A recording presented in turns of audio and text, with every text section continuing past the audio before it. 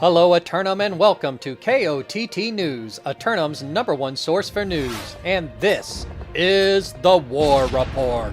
Tonight's top story, civil riot pirates successfully plunder the region of Cutless Keys.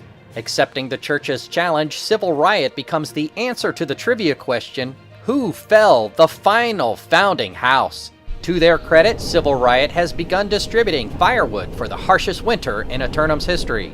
And speaking of history, who would have believed that in less than 3 months, the entire dynamic of Eternum would change so dramatically? This marks the turning point between opening day triathletes to the island and the new wave of refugees casually swimming ashore. What happens next is the story KOTT News shall report on, for when an unstoppable LARPco meets an immovable LARPco, they yield to the heart of the contenders. KOTT News was able to secure an interview with Church of Disrespect while they were escorting refugees from Cutless Keys. Could you tell us a little bit about what happened during the war? There were a couple of issues, a lot of critical mistakes that we made, some bad calls were made. We faltered at the last moments, but we will be back, don't you worry. Before moving on to tonight's events, some corrections to make on yesterday's War Report.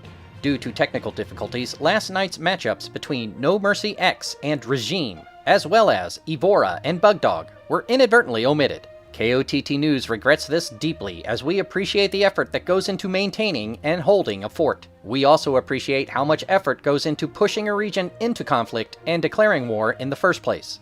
KOTT News will endeavor to report on future conflicts as diligently as our technology allows. And speaking of allows, surely Elysian won't, tonight, as newcomer, Lost Homeland attempts to seize the hot springs of Ebonscale.